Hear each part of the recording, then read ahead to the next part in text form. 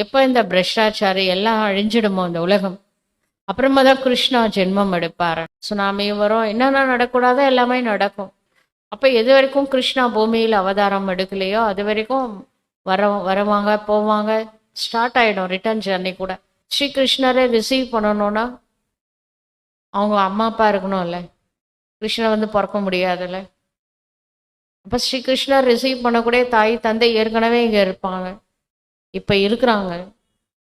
சரிங்களா?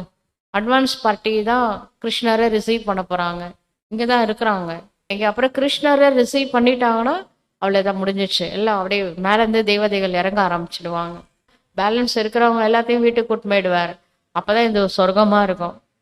இங்கே இந்த மனுஷங்களை நம்பி உலகத்தை விட்டால் நரகமாக்கிடுவாங்க. வைண்ட் அப் பண்ணி மேலே கூட்டின்னு போயிடுறாரு டோட்டலாக.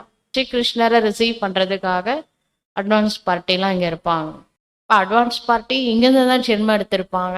அவங்க பிறவி எப்படி விகாரத்தில் தான் பிறந்திருப்பாங்க. ஆனால் அவங்க தான் நிர்விகார தெய்வதைகளுக்கு ஜென்மம் கொடுக்க போகிறாங்க. இப்போ கிருஷ்ணனோட தாய் தந்தை அவங்க வந்து நிர்விகார பர்த் எடுத்திருக்க முடியாது. இங்கே தான் இருக்கணும்ல, இன்னும் கொஞ்ச நாளில் ஆரம்பிக்க போகுதுன்னா இங்கே இருக்கணும் அவங்க.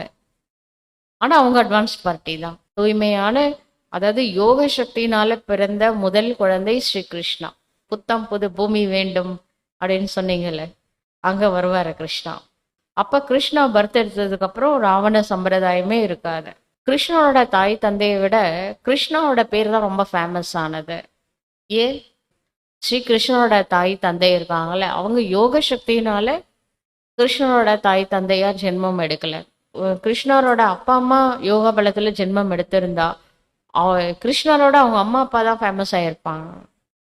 அதனால முதல் பர்த்த கிருஷ்ணா அப்படின்னா யோக சக்தினால பிறந்தாரு. ஆனால் அவரை ரிசீவ் பண்ணுறதுக்கு இருக்காங்க இங்கே தாய் தந்தை, கிருஷ்ணருக்கு ஜென்மம் கொடுக்குறாங்க. ஆனால் அவங்க புருஷார்த்தம் கிருஷ்ணரோட கொஞ்சம் கம்மியாக தான் பண்ணியிருக்காங்க. சங்கமயுகத்தில் 100% கர்மா தீத்த நிலை அடைஞ்சி போனவங்க இந்த ராதே கிருஷ்ணா தான். எப்போ இந்த பாவ ஆத்மாக்கள் எல்லாரும் வைண்டப் ஆயிடுவாங்களோ அதுக்கப்புறம் தான் புண்ணிய ஆத்மா கிருஷ்ணா பூமியில் அவதாரம் எடுப்பாரு. அதனால தான் கிருஷ்ணர் இவ்வளோ ஃபேமஸாக இருக்காரு. கிருஷ்ணரோட பாதம்லாம் வரைஞ்சி வைப்பாங்க கிருஷ்ண ஜெயந்தி அன்னைக்கு. கிருஷ்ணர் பிறக்கணும் பிறக்கணும். ஏன் பிறக்கணும்? பிறந்தா இந்த உலகம் பூமின்னா இடம் சிரேஷ்டமாக மாறிடும். இதெல்லாம் சீக்ரெட்டு, இதெல்லாம் ரொம்ப தெரிஞ்சால் நம்ம குழம்பிடுவோம். இப்போ அவங்களுக்கு ஒரு வேளை புரியலன்னா விட்டுருங்க. போக போக நீங்கள் தான் ப்ராக்டிக்கலாக கிருஷ்ணராயே பார்க்க போகிறீங்களே. லாஸ்ட்டு சீன் பார்த்துட்டு தான் போனோம்ல, பாபா பிரத்யக்ஷம் பண்ணிவிட்டு அப்படியே லாஸ்ட்டு சீன்லாம் கிருஷ்ணரை ரிசீவ் பண்ணிவிட்டு அப்புறம் கிளம்பலாம்.